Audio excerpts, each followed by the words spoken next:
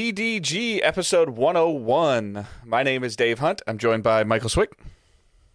How is it going, Dave? I'm a little, I've been back in town for like 3, 4 days, but I'm a little jet lagged still somehow. It's more dread that I have to go into work. Uh, I'm actually doing pretty good. Trying to get. I'll tell you what, like the 9 weeks straight that I did of overnights, and then 2 weeks of daytime, and then 1 week of overnights. That kicked my ass more than anything. So, but yeah, no, like last week went on vacation, went to Disneyland, met with friends, also got engaged. So congratulations there. thank you.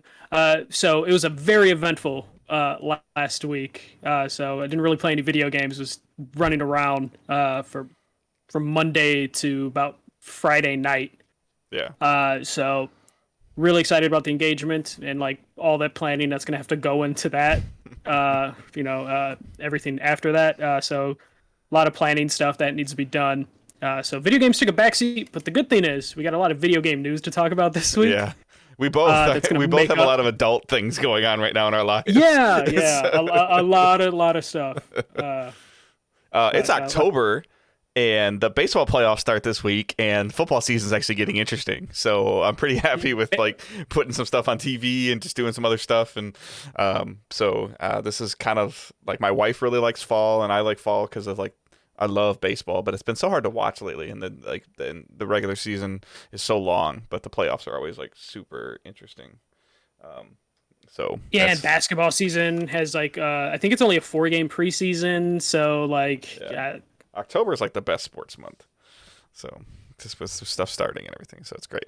But we are Digital Days Gaming. We are a weekly podcast that will have produced 101 episodes consecutively as you're listening to this. We post every Thursday on podcast services of choice. If there's a service you use and we're not on there, let us know. There's probably a really good reason. Like you probably use something really random, but you also wouldn't be hearing this if you didn't use the service. So we hit another download milestone for Michael and myself, which is pretty cool. So that's always a good thing of little bars that we've set. That's a number that we'll just keep between the two of us. But it's a kudos to the listeners and you guys sharing the show and reviewing the show and allowing more people to expose it. I think somebody discovered the show today and downloaded every single episode. So, that's always fun when that happens. Yeah, so that's always a nice spike. And I think that anytime that happens, it's always someone that probably uses iTunes still, because iTunes, when you subscribe to a podcast, is like, oh, you want all of this, and then they'll just like auto download everything. And we weren't affected too much. Our social media presence is heavily Facebook with our Facebook group, and Facebook being down for whatever it was, 6 hours, 8 hours, or whatever, didn't seem to affect too much, other than just a lot of people apparently tried to use Twitter that didn't know how to use it. I'm just glad, like, we got, me and Sarah got our engagement post up on Facebook before it went down, or we would have been like, what, does nobody like cares? Us? What is this? Maybe we shouldn't have done this. No, you absolutely have. I have never met her face to face, but I'm very happy for you, because you guys are great, just through the social media stuff, and even the interaction that, the four of us, like you and your now fiance and me and my wife, have is always been super interesting. So hopefully we'll get to meet in person, or at least Angela and Sarah will get to meet in person soon.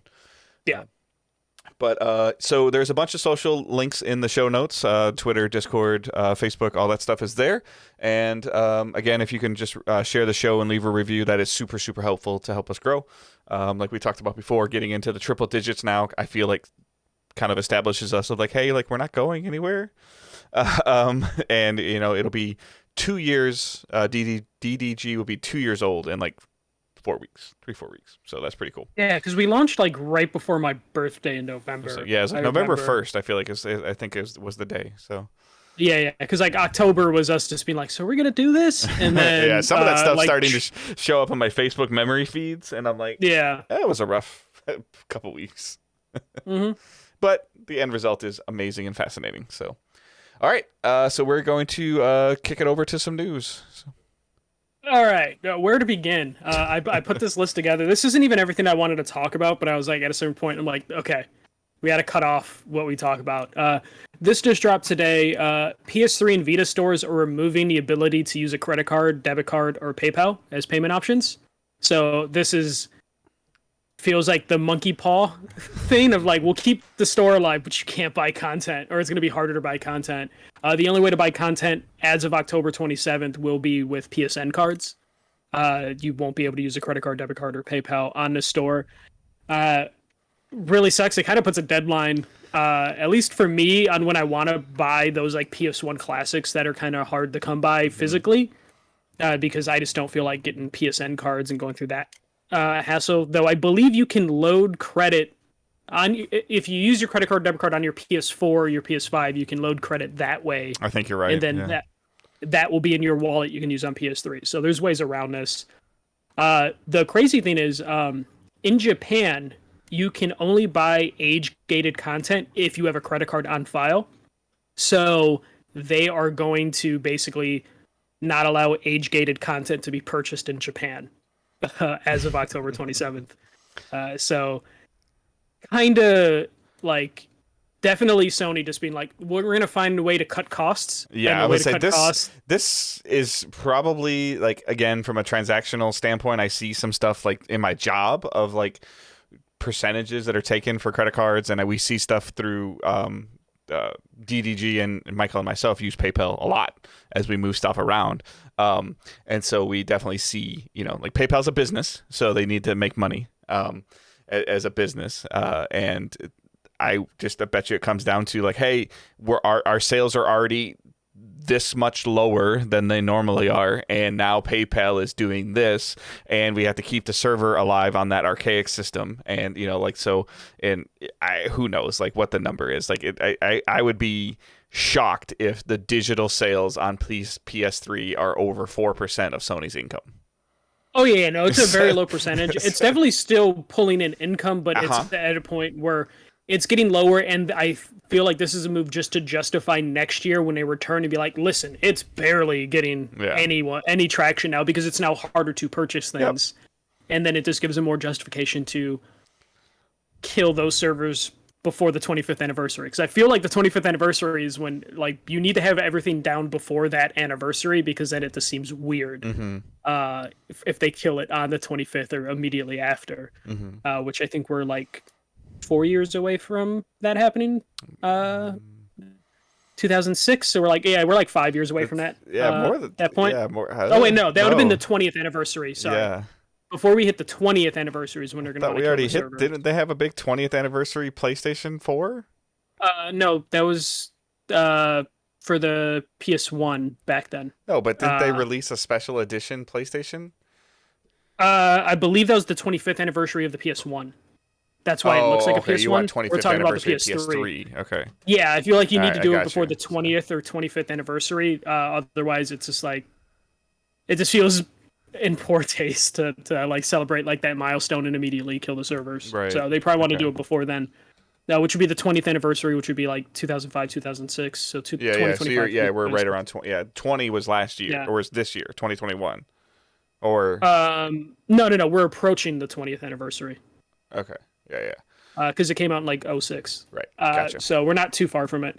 But yeah, this is just them finding ways to cut those server costs, because it does cost money for security to make sure those transactions are safe. So this just takes care of that. And then again, like you mentioned, like the PayPal credit card fees that a lot of the companies usually eat, just because it's just not that big a deal for them. So yeah, that's happening. We're like a year away from them closing that store permanently and being like, hey, we kept it open a year. Maybe they'll give actual better notice of like a year or two notice that they're going to close it, but we'll get that soon. Next story. It's what everyone, I think, that follows video games were waiting for this morning for the stream, but the final Smash Brothers Ultimate character was revealed, and it is Sora from Kingdom Hearts. Huge fan of Kingdom Hearts. So this was cool. I'm not the biggest Smash Brothers fan, but Sora looks amazing in it. This is the final character in the game. This is the 82nd character in Smash Brothers Ultimate. Looks phenomenal. Sakurai did like his whole thing where they do a full move breakdown, show you all the tracks they're going to use for the soundtrack. So Sora is going to come with his own stage, several different costume types, a bunch of spirits, and then 9 tracks from Kingdom Hearts will be included in this. Very cool. Yeah, this was the one that everyone was wondering, because like, who really owns Sora? Is it Square Enix and Disney, or is it just Square Enix? I think the answer is Square definitely just owns Sora, because there's certain assets that they used for this stage that had Donald and Goofy in it in the Kingdom Hearts games that Donald and Goofy are now missing from those like art assets. So Disney definitely kind of scrubbed, some of that stuff before sending it over. Though there is a Mickey Mouse emblem on Sora's Keyblade, which is kind of cool. So they're able to at least get one Disney reference into this character. Dave, we know you're a big Smash Brothers fan and Kingdom Hearts fan. Yeah. So, I know. I mean, Kingdom Hearts as a franchise has always interested me, and as I start looking into it, I get terrified by how much content is in there.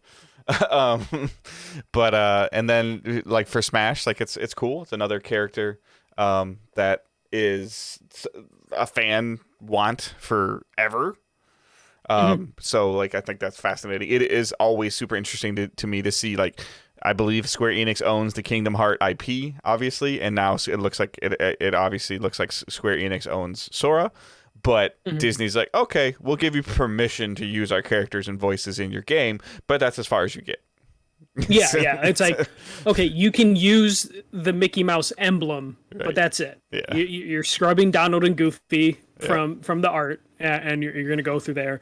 But the fact that they were able to get this done, I think most Smash Brothers fans are happy with this. It wasn't another Fire Emblem character. It's a cool way to tie a bow on Smash. So, I mean... And I really think this is like tying the bow on the franchise for a long time.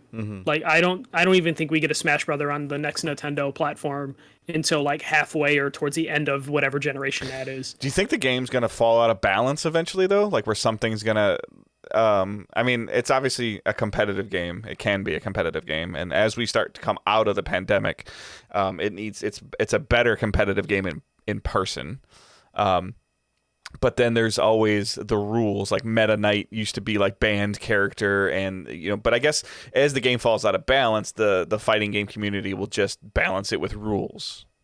Yeah, Ultimate has surprisingly been pretty balanced compared to other iterations of Smash Brothers.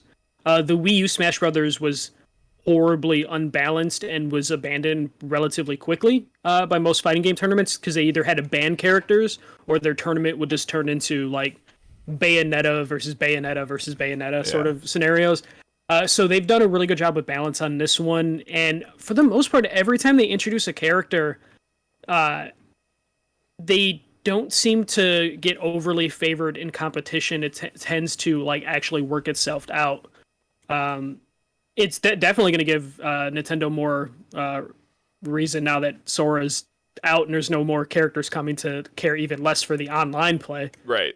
Of this game, like, so I'm guessing they're done tweaking online play, but that might balance itself out as people leave and no more characters come to it. But I just don't know what this franchise does after this, because like 82 characters is a lot. So if you do another Smash Brothers, you need to start with 82 characters, that's or crazy. it's going to be a letdown. Yep. That's nuts. Yeah, we talked about that, like Amiibo. You make it free to play, but you have to buy Amiibos. Like, man, and they were showing all the Amiibos, but they didn't announce a Sora Amiibo. Yeah. But I'm guessing that's coming because they have an Amiibo for like every character. But I don't even know if that's like a rights nightmare to make a Sora Amiibo. But damn it, that'll be the first Amiibo I own. Yeah, I was about to say, Michael will be hovering over that pre-order button. Like, yeah, he'll have his phone open, Sarah's phone open, his computer open, and his laptop open. Yeah, and if they all happen to pre-order, I guess I just own 5 Soras. And then they did announce all the Kingdom Hearts games are coming to the Switch via cloud streaming. The cloud streaming stuff kind of makes sense for 3. They're doing, the remasters of all the games. So that makes sense that it's cloud streaming. I'm a little disappointed. I was hoping to get like a a box and Kingdom Hearts on a cart, even though that would probably be like 10 or 20 carts to house all those games. What about like? Do you think that they would do like? How is so like all these characters like this is my naiveness with Smash, but everything is when like if I was to go to the store and buy Smash Brothers Ultimate like right now and put the cartridge in my Switch, do I get all 82 characters? No. So they did 2 DLC passes. So where's the Game of the Year edition? It's Nintendo. I don't think they give a shit. Yeah, there might be a Game of the Year edition. I could definitely I could see them doing, and this might make like, could you see a special edition OLED Switch as with a Smash Brothers dock? Like I could definitely see that once it's done, and then it just comes with the characters. Super Smash Brothers Ultimate.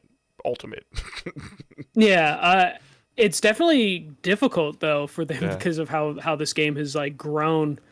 There's no way they're gonna fit it all on the cartridge. You're gonna get the cartridge and then open up all the codes. Especially like each character comes with anywhere from like 5 to 10 songs, and their own stage and a bunch of costumes. The thing that gets tricky, I feel though, is how I kind of lost the train of my thought just thinking of all the characters, but the balances is one thing, but like just how they package that up in like an ultimate edition to like make it work is where it can get a little complicated, because it'd be cool to have all the characters on one cart. You get to the point of diminishing returns though, right? Like where there needs to, like, whether it's space or people people wanting to just take their cartridge, over to their buddy's house or whatever and play, or take their info and put it on any amiibo and supposedly go to their buddy's house and play with their characters that are unlocked and stuff. But like if all the content is on my Switch, like that kind of sucks. So I would be really curious to see how they handle this, because like I still think we're going to see Smash Brothers in NPD for a while. Like it's still going to be a game that sells. It's still going to be a game that drives numbers. Yeah, which is why they wouldn't, because Ultimate Editions, usually you lower the price of the original game. But I don't think they need to do that if they sit there and say it's $59 for everything. No, but the problem is Smash Brothers right now is on sale for $40. Okay. But it's still at $60. Like this week it's on sale for $40 because of the Sora announcement. They're smart like that. But it's always each expansion is like $10 or whatever, or like how much are they? 30. Oh wow, okay. Because it's like 6 characters, and each character comes with a shit ton of songs. So it's expensive, and Nintendo isn't really known for giving deals in terms of, if they release a Game of the Year edition, are they just going to market 60 when they're still getting away with selling the original for 60? Probably not. Maybe they bundle all the DLC into a lower package. I guess maybe I could see them being okay. So now that I'm thinking about this out loud, being Nintendo and being like, okay, here is a special edition OLED Switch Smash Brothers edition, and that's the only way to get the Game of the Year edition, and it's preloaded on the Switch. Like that's it. That could happen. I could see that being a thing, or it just comes with the DLC code for the 2 expansions. No, but I meant like the only way to get that, like that's still priced, whatever their special editions are priced, and the only way to get the quote unquote Game of the Year edition is with that Switch. I could see them doing something like that, especially with like the new the OLED Switch coming out. Yep. I could see them doing a bundle for that. And then I didn't include the news story, but like apparently there's several developers that have dev kits the Nintendo denies. But like they're saying, like I think they're saying they were working on it, and then it sounds like Nintendo pulled the plug. Yeah, Nintendo just couldn't source enough parts, and we're just like, okay, well, let's cut this out. Yeah. And it just got away from them. That's the only way I can see like them doing a Game of the Year edition is if they like on the new Nintendo Switch or whatever they call it, Smash Brothers comes out for that, and it actually includes all the DLC. But you can only play that version of Smash Brothers on that new Nintendo. It'll have like the protruding, like it'll be the same exact cartridge, but it'll have this little protruding edge on the top that can only fit in the new one. Yeah, it'd be some bullshit like that. That's the only way I can see that happening for them. But let's move into like the rumor section of this. rumors have been turning out to be pretty damn accurate depending on the outlet that you're picking from. So these could be damn near close to true, especially Video Game Chronicles has turned into like the place to go for leaks. The first one is Konami appears to be like kind of waking from their slumber of being just a gambling machine manufacturer. So according to Video Game Chronicles, they are apparently able to source that Castlevania and Metal Gear Solid are being worked on by Konami right now. When it comes to Castlevania, that is being developed internally. And then when it comes to Metal Gear Solid, that is being worked on by Virtuos. And apparently they're working on a potential Metal Gear Solid Snake Eater remaster. Virtuos, they're known for their Switch ports as of late. It's like they worked on Dark Souls Remaster for the Switch, BioShock Collection for the Switch, but they've also contributed to games like Horizon Zero Dawn and Uncharted 4. So they're like an artillery studio for hire. I just included that just because of all the Crystal Dynamics stuff last week. I'm just like, hey, look, even Sony, who has like a ton of studios, hire these places, but they don't talk about it or announce it. Yep. It's in the credits, but they don't, do a press release on it. Therefore, they catch less heat. It's also very rare that they bring out those studios bring out AA or AAA games and then go help. So publicly. I don't know. Where do you want to start with this Konami thing? Just because Castlevania and Metal Gear being back, do you think this is really true? Sure. Like, okay, Konami's trying to maybe they put some people in management at Konami that actually like have matter between their ears the last couple of years.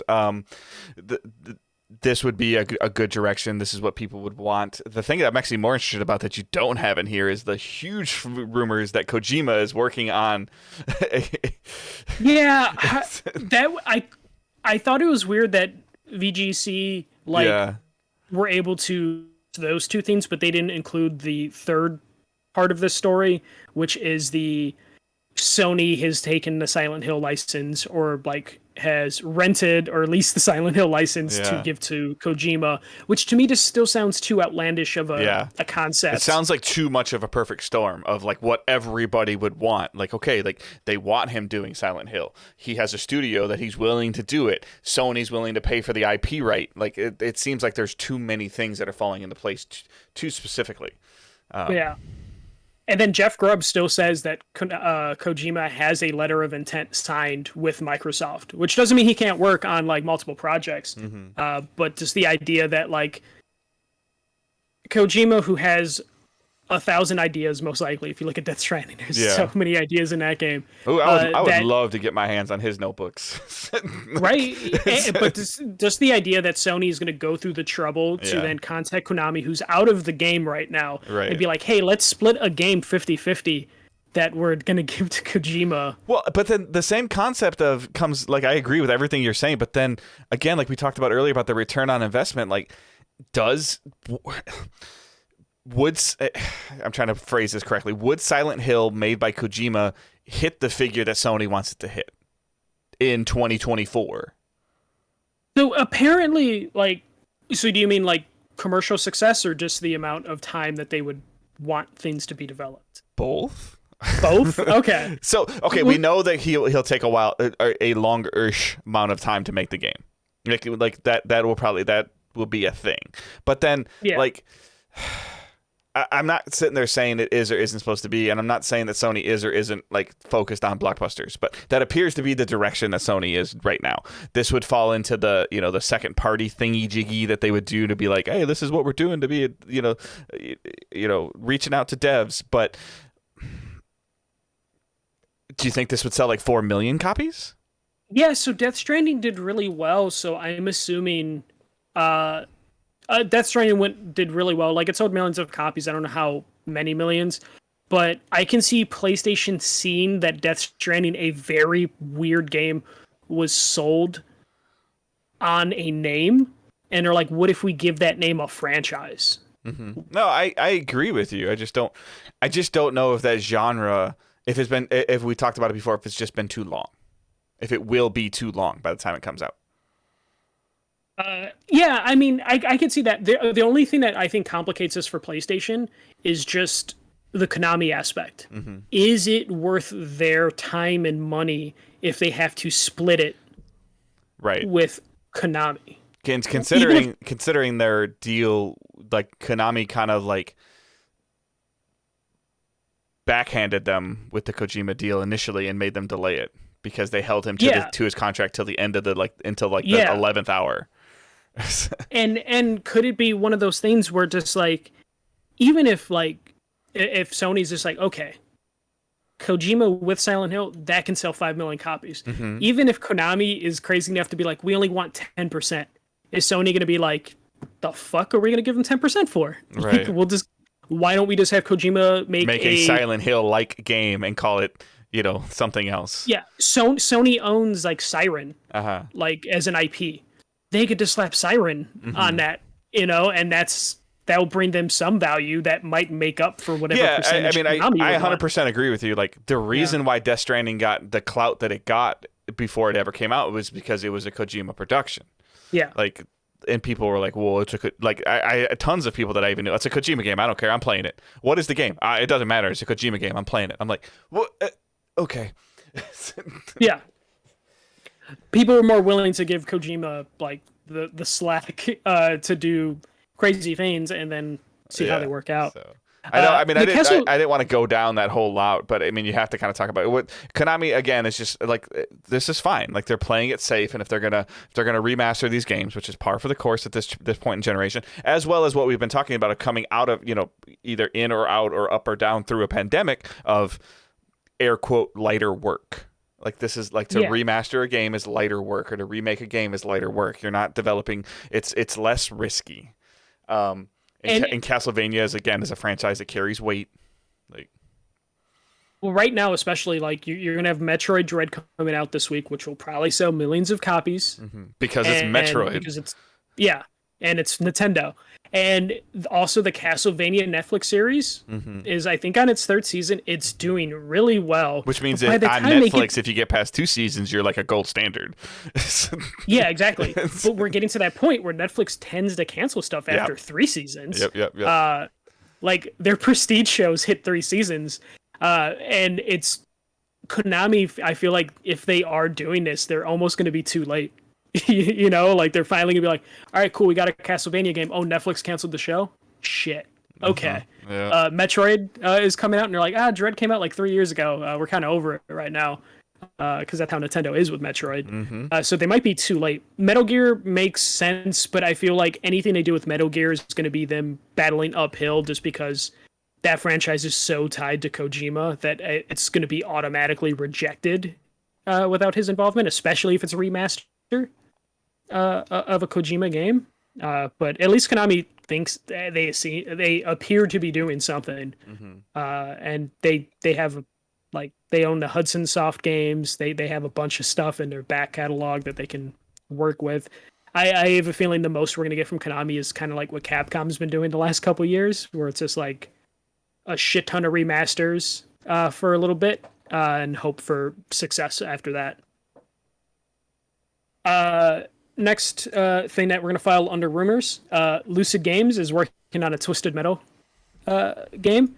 So the Lucid is the ones that did Destruction All-Stars. This is again coming from VGC. This is apparently going to be free to play, because Lucid Games learned a lot about kind of free to play and monetization from Destruction All-Stars, because that was kind of a mess with how I could already see Dave just like thinking about how Destruction All-Stars was handled. Don't care. Like I'm not a Twisted Metal fan. I used to be when I was a kid. And it terrifies me if Destruction All-Stars or whatever is doing this, because they did a terrible job with Destruction All-Stars, and now you're going to give them a free to play game that requires you to get the hook, and you it's either, I'm sorry, like it's either a home run or it's a strikeout. Like there's no in between with free to play games anymore. So especially Twisted Metal. Yeah, like we've seen in the past, Twisted Metal was of a time. I think I could totally see people go, oh, a Twisted Metal free to play game. Sure, I'll download it. Oh, okay, I don't like this. I'm done. Like, yeah, I like Destruction All-Stars, but it had that problem where it didn't know what it was supposed to be, if it was supposed to be free to play, and they didn't have like a a full roadmap out right away for a live service game. Because remember, Destruction All Star was supposed to be a $70 game, and then And it a was launch supposed to be title. a launch title, and then it turned into like, okay, we're a $50 game that'll be out in the spring, and then it went to like, oh, it's free to PlayStation Plus, and then it became like a $20 game after Plus, because why would anyone buy the game? So it found itself in this spot where after Plus happened, a lot of stores were dumping copies for like $20, but no one was buying them because they're like, this game must suck because it's $20. But it's like, no, it's because everyone with a PS5 owns it already, so no one wants to buy it. So here's my problem, and I'll use a very current example. Okay, Michael, when's the last time you played Knockout City? Before I went on vacation. Okay. I still play that. But it carried a tremendous amount of clout at the beginning because it was Game Pass. It was on a discount EA Premium. it was on EA Play. It was on a discount with Plus, I believe, and then it was free to like level 25. They did a lot of interesting things, a lot of good moves, and it rode the wave during the summer. And it's done fabulous. I guess hindsight 2020, going the route of free to play right from the start, maybe is less investment on the development side of it. Not meaning that there's not investment on the development side, but less than than making a priced game similar to Rocket League. Who like it was charging for a while, and rightfully so, it had value, and then went free to play and crossplay all at the same time. And I feel like Rocket League has even plateaued as well. It has its hardcore user base, it has its people that dabble with it, but there's no more in between. I'm not seeing as much Friday night, Saturday afternoon Rocket League as there was 4 years ago. So, so I feel like, again, like I said, like, hey, somebody's like, oh, I enjoy Twisted Metal, and it's going to show up on your PS5 toolbar when you log on as a free to play title, and I'll check it out, and you're like, okay, this is not what I remember when I was 16, 14, 12 years old. Like, they're just gonna move on. Yeah, this is like, again, I like Destruction All Stars, but there just wasn't any longevity there.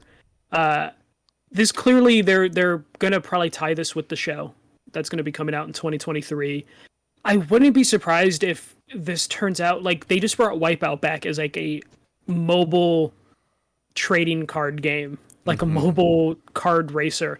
I wouldn't be surprised if this just isn't on a scale that we would expect from Twisted Metal. Which it will also only hurt it. Potentially, or it might be exactly what Twisted Metal needs, because they tried to go a little bit bigger with that Twisted Metal on PS3, and that game sucked.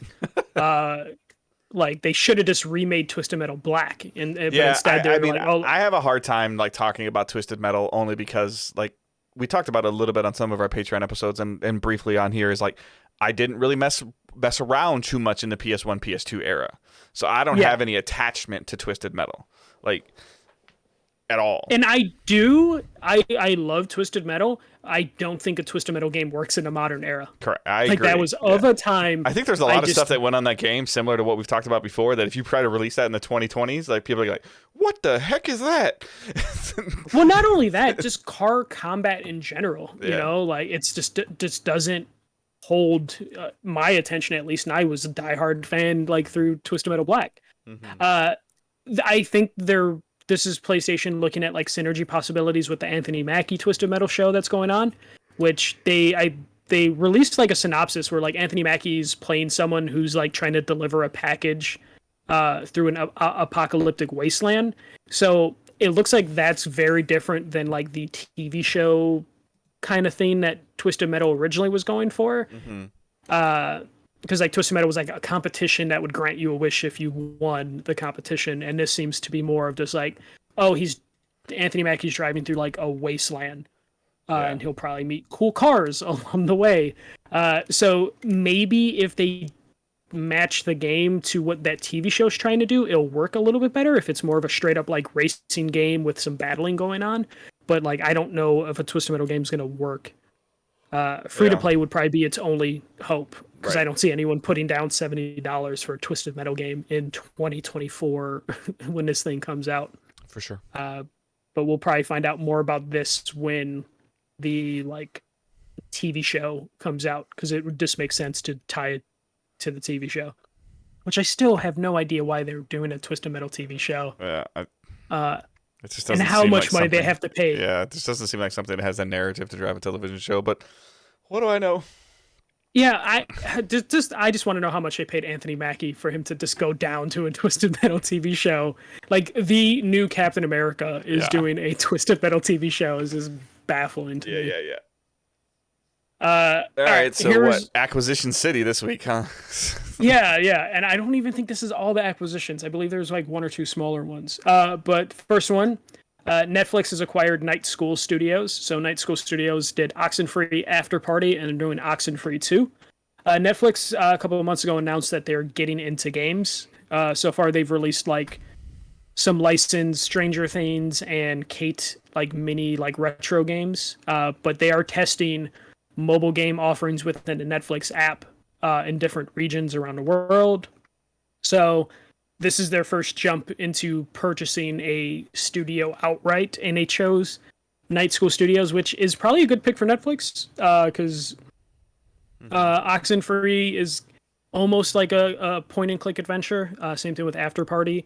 So this kind of fits into the choose-your-own-adventure style that Netflix might have to go with. It can also possibly be played with a remote control, like not a controller, but like a remote control. Yeah, like with your Apple TV remote or your Roku remote.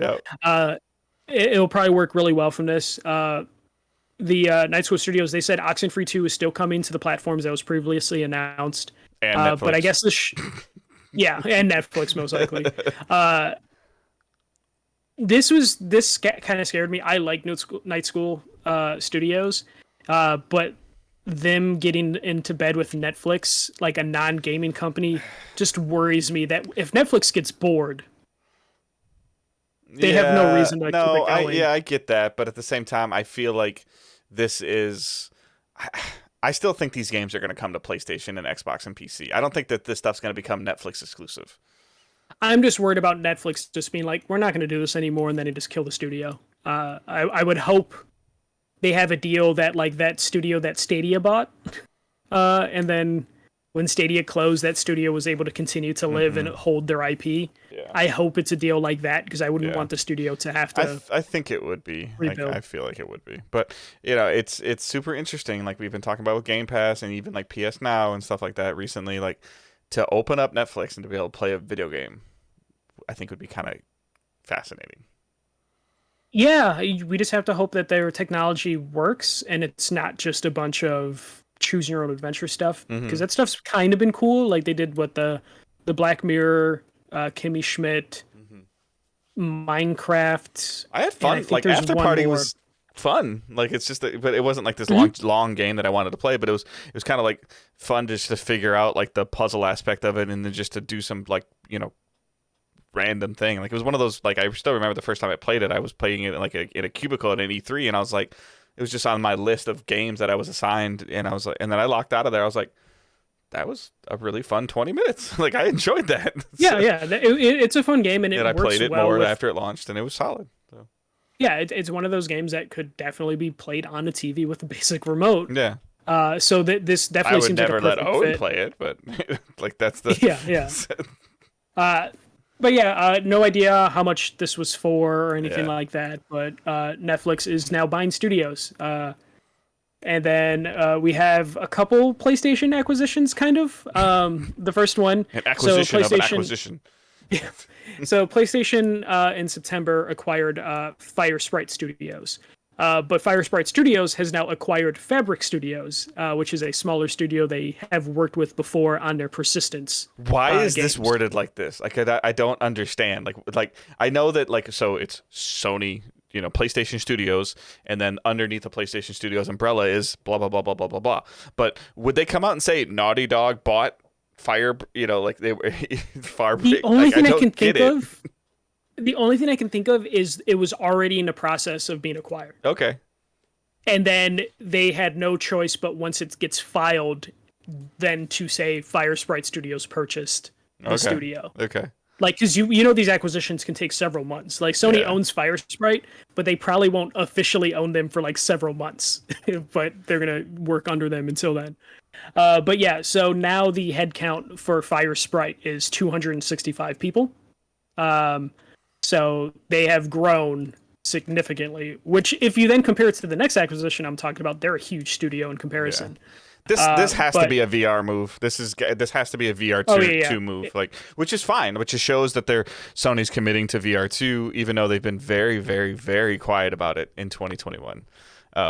Which I have my own concerns about, but that's fine. Yeah, because Fire Sprite, they did Persistence VR, did an Astrobot VR thing, and then the studio they acquired, Fabric, they have exclusively done PSVR and Oculus games. So this definitely seems to be an acquisition to where, like, okay, we're ramping up on a VR game. Let's just get that studio we were working with before. And this could also be like a stopgap, or like I'm trying to think of the term, but stopping somebody else. We've heard, for years, we heard numerous rumors that Insomniac, and we haven't seen them mess with it yet, but Insomniac apparently had some fantastic VR tech going on. Like, fantastic VR tech going on. And there was rumors like that Oculus and Facebook are both the same, right? Yeah. We're trying to buy Insomniac because of what Insomniac was showing them, and it maybe pushed Sony to, up the ante a little bit and to finally, make the commitment. But this could be that thing, too, of where the studio maybe has something really cool with VR, and Sony's trying to stop it from going Oculus, Yeah, well, this could have been one of those things where someone at Fire Sprite's like, how did we get that thing to work in VR? It's like, oh, we didn't get that to work. Yeah. The studio we were working with got it to work, and they're just like, well, shit, let's go get them. Yeah. Because Sony's giving us all this money, so we might as well use it. Yeah. But yeah, I guess now they're just going to get folded into Fire Sprite, so this isn't like a new studio branch opening up at PlayStation. Is this a lot of the old Liverpool team too? Fire Sprite is. Okay. So Okay. Fire Sprite is the Liverpool team for the most part. I don't know the Fabric or whatever their name. Yeah, the only reason I asked that question is I want to make sure I wasn't mixing stuff up. I saw a lot of stuff on Twitter going, okay, Sony, if you bought this studio and then you had this studio buy this studio, why'd you close Liverpool? Like, yeah, so because I believe these studios are in the same area, so it would make sense that more Sony Liverpool people would be at this studio as well. Because that was a huge studio. We constantly see like, oh, this studio's built up of people from Sony Liverpool. Yeah. All right, and then here is the least surprising acquisition. Sony. Okay, guy, it's okay. Acquired... You can release the image now. Did they release the image? I don't know. I didn't see it. Sony acquires Blue Point Studios. So this was leaked a couple months ago with the Housemarque thing. Housemarque acquisition. So they announced that they acquired the studio.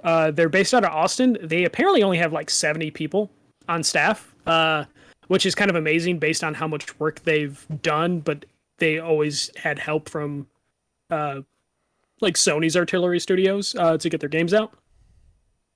But this is a huge acquisition for Sony in terms of just how consistent. Like if they had let Blue Point slip through their hands, it would have probably made Sony look bad, because we're talking about Demon Souls Remake, which apparently they already they did give out numbers on how much Demon Souls Remake sold.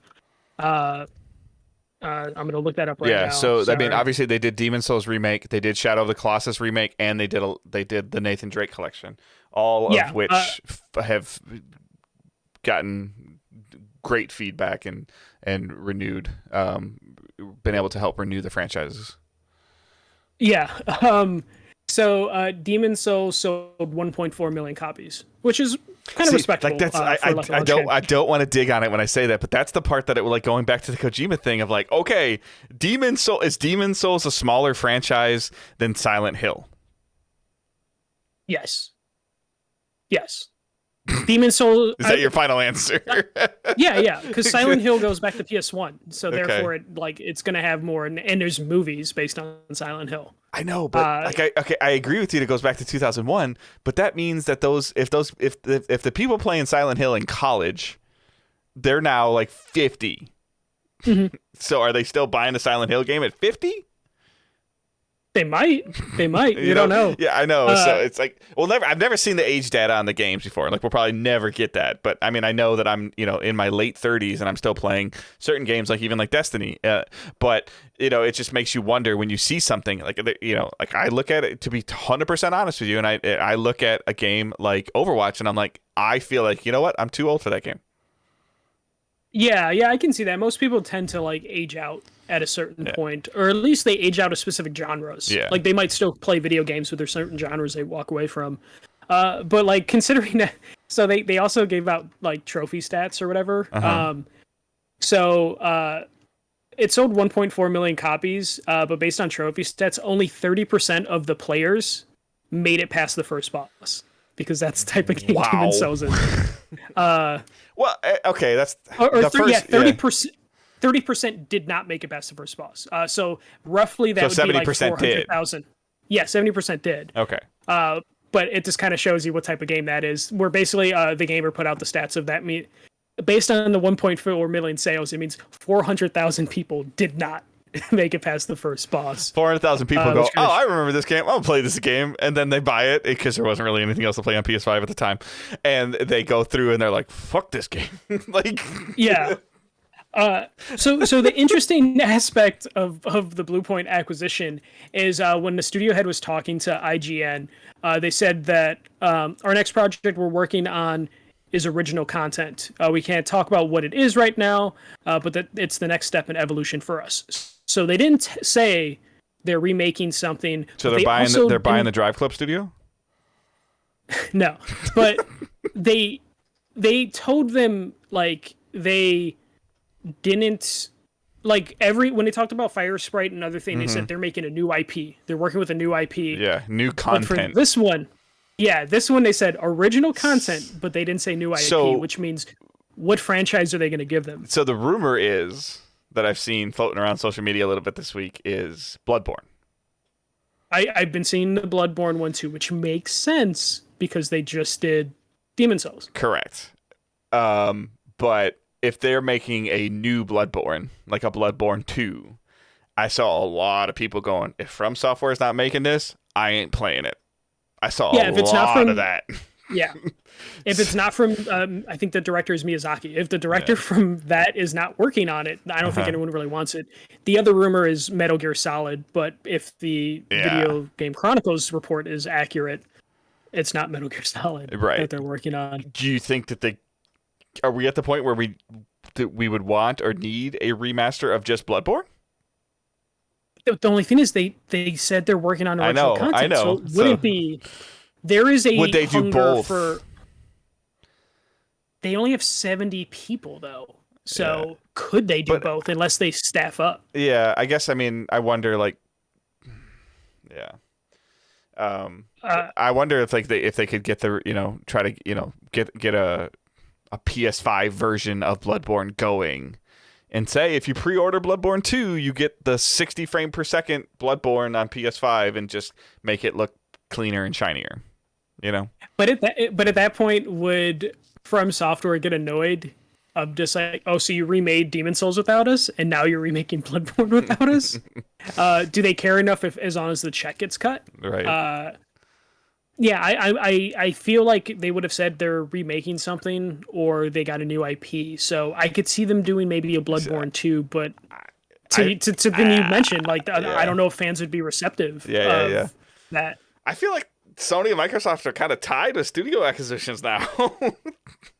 Yeah, like Sony did the thing where they had to go for smaller ones. The interesting thing is, so I've been listening to Jeff Grubb's podcast, Grub Snacks. And he's constantly asked, like, why are all these acquisitions happening? And apparently what his theory is it has to do with inflation. Inflation expected to be terrible next year, studios technically have money that they need to burn before next year, or that money's going to have less value. So that's why these companies are acquisition hungry, because they're like, we have money to spend now. Let's spend it before it like starts to lose value. They got to launder all the dirty money. I'm kidding. But like, it's interesting to see that like we're at the point now where like, if Fire Sprite is just like, hey, we need to staff up, and Sony is just like, okay, then buy Fabric. Mm-hmm. We have the money. Let's just do this. To your point, like Sony spending the money on that sometimes always monster team to make their competitive AAA shooter. The deal they signed with the former Google Stadia lead that's doing the Montreal studio. Like, I'm sure that they're essentially, like, just, okay, like, here's 2.5 mil. Go make a game. Yeah. Like, I don't know. When I say 2.5, I'm just throwing a number out there. But you Mm-hmm. know, it's money that's off their books. You know that they, you know, like they maybe can't be taxed on or something like that. You know, like it's weird. Like I'm sure that kind of concept gets weird, but it's a fascinating thing to talk about. Like I heard a term. I listen to sports radio sometimes on my way home from work, and obviously like Michigan and Michigan State are both in college football, are both undefeated, and they're supposed to play at the end of the month. And the local radio host, who's got one of like the biggest local shows in the country, he's like, I don't care. He's like, I want what's good for radio. You know, and so like, and this stuff for us is just awesome. Like I love like when this stuff happens. It's so cool to talk about. We know, yeah, I love the whole acquisition talk. And then another thing that that's been going around is apparently like Xbox has something like $1 billion earmarked for Game Pass acquisitions that they haven't touched yet. Well, they just got Avengers, which is kind of funny. Yeah, they. Which means that they have a fantastic deal with Crystal Dynamic, by the way. Oh yeah, which I wonder if that was all in one negotiation of just like, hey, we'll help you, you help us. I wonder, like, do you think that like Phil Spencer's like sitting at like a buffet restaurant with somebody, or like this, and they're just going back and forth like playing ping pong? Like, all right, well, if we put Avengers on Game Pass, you have to help us with you know, this with whatever they're helping it with. I can't think of it even right now. Yeah, no, yeah, with Perfect Dark and stuff. Yeah. But hearing that, like, you know, Sony basically has money to burn, and then you hear Microsoft has like money to burn just for Game Pass, and it sounds like that money could be used for studio acquisitions or just exclusivity deals, is just fascinating. And knowing that like this stuff probably all needs to be burned by like March 31st, it is gonna make the next like 6 months fucking fascinating. Just to see these companies just burn through their money, and then these companies are also making money at the same time. So that money they have to burn is just going to get bigger, and they need to decide what to do before the next. I can't. Like, there's a part of me that can't wait for Halo to come out, just because I want to see the player count. Like even on just on the free to play multiplayer side of it, removing Game Pass from it, the player count, and then even saying, okay, so 12% of the players that are playing Halo bought the season pass, and you know 3% of that 12% bought one season, and that's this much revenue. And then people that are like laughing at their budget, and then Microsoft going like just flicking money at them like what? Like well, like at this point, like what studios are even available? 2K. So like a big publisher acquisition. Yeah, no, it's gonna be another publisher, like, or you're gonna see something crazy happen, like a merger of like EA or Ubisoft or something, because there's been there's been tons of rumors about Ubisoft Plus coming to Game Pass. That $1 billion could work really well for that. Yeah, that would be enough to pull in 27 Assassin's Creed games. And again, it's like, fine, you know, tell Ubisoft like you can release the game on whatever platform you want. We just want Ubisoft Plus. Yeah. Like that would be enough for them.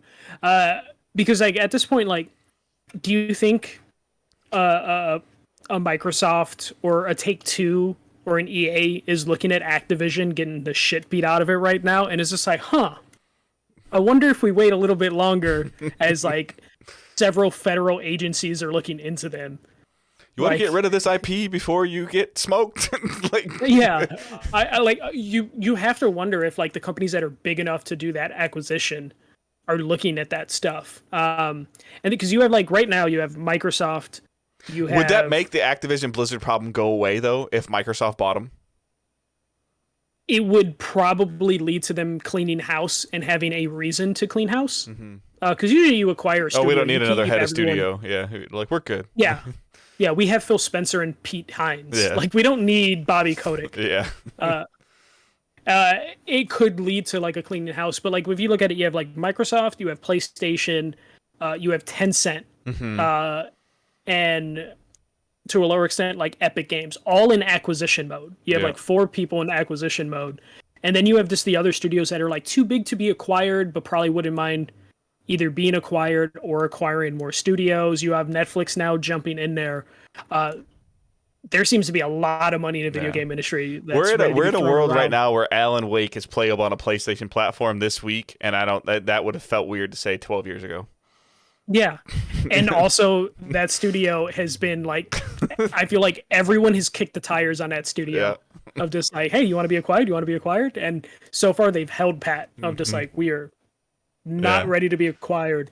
But come like February. Super fascinating, man. Especially like, all right, we need the money to make Alan Wake 2. We need the money to make Control 2. Well, we don't want to just give you the money to make that. We want to have the cake and the frosting and the batter. Yeah. Right now, we're basically in the winter meetings for the video game industry. You know, it's like when the Tigers got Miguel Cabrera, like, oh, you got to get Dontrell Willis too. Damn it, really? Fine. Yeah. Well, that's what we're in, and then we're gonna have that thing where like it's the last hour of the winter meetings, and then people are just signing people to sign people because they don't want to come home empty-handed. Like we're at that point where someone's gonna look at Zynga and be like, "Fuck it, PlayStation bought Zynga." What are they going to contribute? Who knows? So, but we have them now. The positive is with all these acquisitions and it being, October now, you really can't delay your game. So we haven't had anything delayed. No, you can't delay anything. Though if you get acquired, you can then be like, well, we have to delay because we have to get all this paperwork done. Got HR meetings to attend. So, and then playing and watching, at least for me, is super, super short. Like if you follow me on social media or on Facebook at all, like, you know that like my wife and I got a Peloton exercise bike in the house, and that thing kind of kicked my ass. So I am trying to get into a little bit of better shape and take care of myself. Just, physical health and mental health a little bit better. I feel like everybody could always use that. And we were in a gym for a while and we just haven't been going to the gym because of mask mandates and irresponsible people, to put it bluntly. So this is something, again, my wife had hip surgery, major reconstructive hip surgery years ago, 10, 12 years ago. So a bike is very low impact for her. So we tried it out. She was able to ride it, and then we got it delivered. And it's pretty big, but it keeps an immense amount of data. It's super interesting. So go ahead. It's pricey. Does it come with a subscription, or are you paying every month for the classes? You pay every month for the classes. So you can buy it's a $1,500 bike. So, and there's, a monthly payment thing that you can do. And then there's the class. So I think between once we cancel our gym membership this month, I think we're spending $25 more a month than we were. But it's similar to what I mentioned to you before we started recording. It's with Jonathan and Zoe in college, full time, 100% now in person, meaning in person as in not in this state.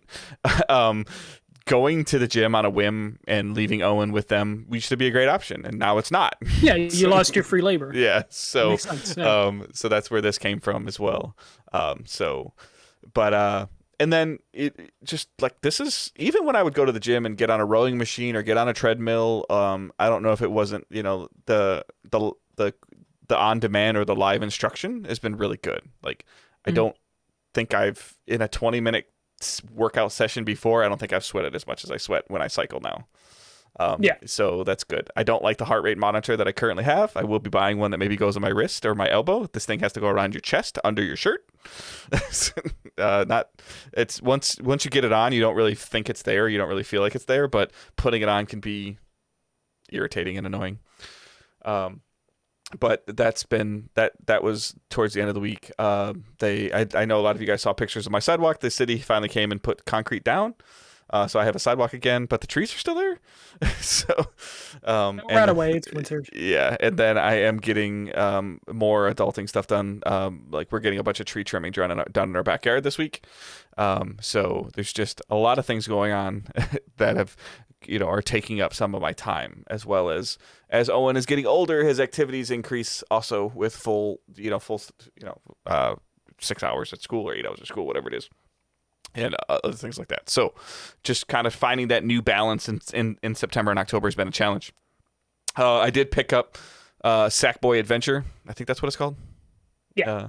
On sale on the PSN. So Owen and I have been playing that. That game is 100% a Super Mario Brothers game. Oh, yeah, for sure, for sure. It's really cool looking, and the dynamics and the platforming of it are great. What is the deal with any cooperative game allowing you to smack or punch your partner? That's always kind of been a thing. Yeah, I except feel for like when that's you been a thing for playing a with your while. partner is 6 years old, all he wants to do is slap and punch you. That sounds like a you problem. Hey, you need to set boundaries. And then he gets mad whenever I get the trophy in the level. Whether it was Mario and I get the crown, or now it's Little Big Planet and you get the trophy. He gets mad. But he doesn't ever Yeah, try to collect the orbs and find the little secret passages. He just likes to smack the opponents and jump on their heads and run through the level. and then he wonders why he doesn't get the Yes. trophy at the end. Yes. So yeah, that is pretty much. He's playing Knack again, Knack 2 again. On the PS5, we just downloaded it. I actually haven't. Hi, my name is Dave. I haven't played Destiny in 14 days. Partially because of the adulting in life, and I have another game that I've briefly started. I have Far Cry 6, but that's the extent of what I can say. Got Far Cry 6 for review, but it's Yeah. under embargo until Wednesday. And Yeah, recording and on I'm not Tuesday. gonna go head deep into the game, because if I'm gonna mess around with co-op, I want to mess around with co-op with in the community with some of the community members and stuff. And I also do want to mess with. Ubisoft was nice enough to send me an Xbox code and a PlayStation code. I asked them for a PlayStation code, and I think their marketing deal with Xbox just made it that it had to come with an Xbox code. To be honest with you, because I've noticed a ton of advertisements for Far Cry, and they're all for Xbox. Yeah. And so I do want to mess with the Ubisoft Connect stuff, which is supposed to be cross-save, as well as the co-op stuff. I don't know if there's cross-play in it, so that's actually what I do want to check out as well. So, Yeah, I was gonna say, if there's cross-play, then I'll hop on Xbox. yeah, I have to look into that before I redeem that code. Yeah. So we'll have to look into that. So Yeah. because now I'm so. But yeah, look for some Far Cry streams, hopefully, to get back into streaming. I know you guys have been asking one of us to stream. And as long as you don't mind me streaming from the living room with the PlayStation camera on the couch, I'm game for it. Getting down into the office sometimes is a little bit of a challenge, having to move all my consoles and stuff, because my son took my second console, which is really his console. So Yeah. yeah, I watched a bunch of trash movies. I wasn't really feeling good on Monday. fell down the Taken hole. I watched Taken 1 and 2. I hadn't really seen those in a while. So, pretty good action movies. Liam Neeson, funny, not funny, but just good action movies. And I, for some reason, on Hulu, I watched The Social Network again, the Facebook lawsuit thing from 2010 when I couldn't sleep. So just watching that in 2021 was just fascinating. So Yeah. So yeah, that's it for me. For me, it's just more Deathloop, getting closer and closer to probably I could finish the game. But you don't want to. I can. Yeah, I still have fun with the mechanics. Of just seeing how far I can get away with messing up and then getting myself out of the situation. I will say, as I mess with it more, I realize that the AI is actually kind of shit in that game, but it doesn't affect the way I it doesn't affect my enjoyment at all. That the AI shit. I end up just kind of having fun with the fact that the AI kind of gives up really fast, or it's very easy to get out of sticky situations when that game, because it's very easy to accidentally mess up your stealth or not see a character in the bushes, and then when you kick someone off the cliff, they notify everyone in the area that you're there, and then it's easy to run away or just take care of them. So doing Deathloop still. I did mess with the Halo Infinite beta when I got back from vacation. Played probably an hour of the 12v12 mode. I will say it looks fantastic in the beta. It plays like Halo, which is I think what everyone wants from that. The only thing that I walked away from it is me wondering, is that enough? Fun. It was played like Halo. Cool. But was there enough in that multiplayer experience that I'm I want to play Halo again, or will it be able to actually keep people's attention when it comes out? I think that depends on how they deal with the seasonal content. Yeah, exactly. It's going to be what the roadmap is and what the seasonal content is, just because gameplay mechanics can only take you so far, and there is a dedicated Halo community that will stick with this and enjoy it, and it will become the default Halo experience. Yep. And also balance of the game, like how the game feels. Like they will have that dedicated audience, and it will be the definitive like Halo to play. But what does that mean for the grand scheme of things in terms of bringing people in and continuing to support like the audience? I think it's all going to come down to marketing. It's all going to come down to how they handle the seasonal content. I've seen a lot of people talking about like, oh, the game just doesn't look like it's a next gen game. Yeah, because it's not. It's a multiplayer. They do not. I hate to say this. I don't really think that they care about the campaign, but the campaign is not the focus. They are trying to figure out how to get. They want the competitive shooter Halo. They want to see people doing tournaments on Twitch or whatever that they want, or whatever streaming platform that they're on. They want to see high competitive, balanced shooting mechanics that bring people into the game and want them to play season over season, and they see cool things that they can earn in the game cosmetically and keep them coming back. That's what they're doing. Because so far it's been 2 generations since Xbox had a multiplayer game that like hit like it used to on the 360. If they can be half as successful as Overwatch as a free to play game, they'll make money hand over fist. Yeah, I still think it's kind of crazy that right now, like Microsoft and PlayStation don't have an online, you know, like a big online marquee game. They're both trying to find that, but it's more important, I think, for Xbox Halo, to find one. Yeah, about to say, like Halo has to be it more than whatever Sony's can or cannot release. Yeah, because whatever Sony brings to the multiplayer market will feel new because it's Sony. Why Xbox is playing with established brands that if they don't hit, then it's worrisome. But not in a way, not like in a doom and gloom Microsoft's Doom. Yeah, I'll just be really, really curious about the marketing behind Halo and how they market the free to play. Like, this thing needs to be all over the playoffs and the baseball playoffs and all over football. All over it. Yeah. And not confuse the audience of just like, you know, like, are they going to advertise the campaign and a multiplayer in the same ad, or are they going to do those completely separate and cause confusion? Get the multiplayer player, and then they'll be like, oh, the campaign's on. The campaign's out. Oh, it's on Game Pass. Okay. Yeah. I'm just wondering if that will lead to confusion of just like, well, it's a Game Pass game, but it's also a $60 game at retail, and also the multiplayer is free to play. Yeah. It could lead to some confusion. Get them on the multiplayer first, and then just pepper them with ads in the multiplayer, like Call of Duty does. And then do a second set of ads when they get the co-op in of like, hey, you remember when you played LAN? So yeah, it's Deathloop, Halo. I ended up not taking my Switch on vacation just because I realized in previous years I just don't use it. You know, like I'll play it on the plane, and then depending on who's sitting next to me, I'll quickly put it away. That depends on what library of games Michael plays. yeah. If it's Danganronpa, not really going to do that. Last week it was we were in California, me and Sarah, so we went to Disneyland a couple days. Actually met up with some friends like in the middle of that, and all went to Disneyland together, which is the first time we've ever done that. Like, me and Sarah have only ever gone by ourselves. We've never gone with like friends, which was like a cool experience of just kind of checking in with each other throughout the day, as opposed to having all 4 of us just hang out.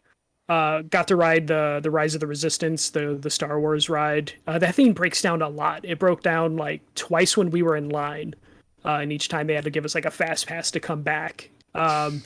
Each time it broke down, but once we got on it, that is like the coolest ride. And I don't give a shit about Star Wars, especially the new trilogy, but that ride is just mind blowing.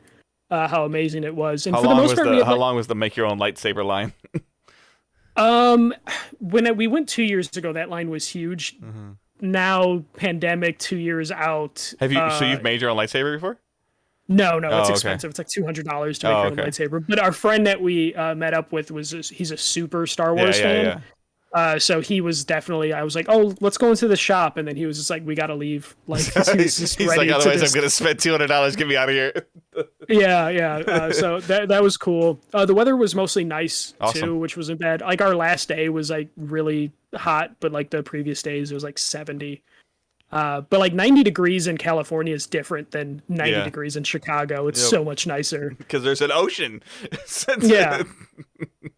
It's significantly better weather-wise. Awesome. But yeah, it was just getting tired of running around, getting like 15 to 20 miles of walking each day. So it's like your old not behind the counter days at retail. Yeah. It's definitely, it hit us harder because we've been in lockdown for about a year than previous years. But overall, it was a really fun trip. Awesome. And then I got back and all I did was like Halo, because Halo had like 2 windows a day where you can play. Yeah, so the schedule was kind of weird. So I was only able to get like a 2-hour session. You got Battlefield this week though, right? Yeah, there's an open beta for Battlefield this week, so I'll probably mess with that on Xbox. Because Sarah is isn't the choice like a great thing? Like, oh, okay, cool, I can just do this. Well, because right now, like, Sarah's not playing Final Fantasy 14 because she's already done all the content. She's waiting for the next expansion in November. So right now she's just going to replay through all the Kingdom Hearts games. Just because she's in a Kingdom Hearts mood. So she's playing through the Kingdom Hearts game. So I'm probably going to be living on Xbox and Switch. You can't see it on Twitch, but I just touched the Xbox that's right next to me. So I'm probably going to be living on Xbox. It's his new space heater when it gets cold in Chicago too. Dude, this thing freaks me out because every once in a while I'll accidentally put something on top of the Xbox, and even though it's off, the thing on top of it will heat up, and I'm just like, oh god, that thing's constantly pumping heat. Ansel walked by the PS5 that I have on a shelf in a console, or in a cabinet. It's an open air cabinet, but there's like a fireplace, like an electric fireplace below it. There's a shelf, and then the TV sits on the top shelf. And she walked by. And she must have had her hand out, and she's like, "Why does that thing feel like it's on fire?" Like, yeah. Oh god. Yeah. Luckily I still can't hear my PlayStation, but I only play that for Deathloop. Yeah. But yeah, that's kind of all that I've been playing. It's just been vacation engagement all of last week. Again, super congratulations on the engagement. Super happy for you. So. Yeah.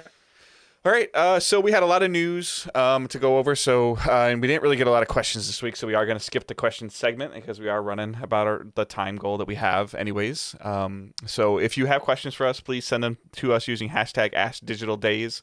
There's a channel thread in Discord, a specific room for it. You can put them on the Facebook group as well. You can just tweet them either at Michael's handle, my handle, the main handle. So the main handle is at Digital Days Pod. Michael's is at the first MJC. Make sure you send him engagement congratulations galore. And then my handle is at Good Dave Hunt. So again, you can join the Facebook group and the Discord server where that you can again post those questions or just have conversations with the community or set up times to play games. We've got some people looking to play Division 2. We've got some people that have been, some overseas folks that do a lot of like Rainbow Six and some other games. So there's definitely some, there's a time frame for you to play with somebody in the community if you so choose. It looks like I need to download Division 2. So just to hang out with some of the people that want to be playing through Discord and through Twitch and Facebook. So there's definitely some things going on there. So all those links are in the show notes. Patreon.com/DigitalDaysGaming, where we did just release a Patreon episode for September of the greatest year in gaming. So that's part of the $7 tier. So feel free to check that out for $7. And with that, you get you get access to the $1 tier is for the tip jar. The $3 gets you a private channel Discord access. $5 gets you the numbered episodes 24 hours early. And $7 gets you that monthly bonus episode we talked about. And you actually get a separate feed. We've had a couple of people ask some questions about that, whether it's the monthly episode or the $5, the 24-hour early access. You get, even if you use something like Podcast Addict, there's a separate link feed through Patreon that you get. So like on my feed, I have the only way I can tell them apart is the Patreon Digital Days logo for us on Patreon is a black background logo, and the one that you guys see is a gray background logo for the free one. So you could have two separate feeds. So just as a lot of people, I like to use my player and listen to it in the car. You can still do that. So that's just food for thought. Curry, nobody's that old. So I was 5. Curry's like clamoring about 1987 for a year. So. I'm sure that was great at a certain point. That was back in the day when Ricky Henderson was fast. Okay. But yep, so those are all there. The links are in the show notes. There's a PayPal donation link there if you just want to throw us a buck or whatever, you can do that as well. Just multiple things that you guys have asked for. Teesprings.com. It's getting kind of fall-y and cold. Like there's some cool hoodies, Digital Days Gaming hoodies and t-shirts there. So check those out. Other than that, I don't think I got anything else. Michael, you got anything? No. Just we got to play some games. I have to catch up on games. You have Far Cry. I'm probably picking up Nickelodeon All Stars this week. Back for Blood is next week. I want an OLED Switch and I want Metroid. Oh yeah, I have Metroid pre-ordered because I think I found a coupon on Amazon like 6 months ago or something stupid. Nice. So I'm getting Metroid on Friday. Doki Doki Literature Club comes out on Friday as well. So like I forgot I pre-ordered that like 6 months ago. October. We talked about October. Yeah, it's hitting. So we'll have a bunch of stuff to talk about next week. And then like the White Sox are in the playoffs. I gotta watch that. And nobody cares about that team. You're gonna get your butt kicked. No, this is the year. Uh-huh. It's the year that the Dodgers beat us in the World Series or something. Get through Tampa Bay there, buddy. Yeah. So, all right. Hope everyone has a great week. Keep moving forward. Don't be a dick. See ya.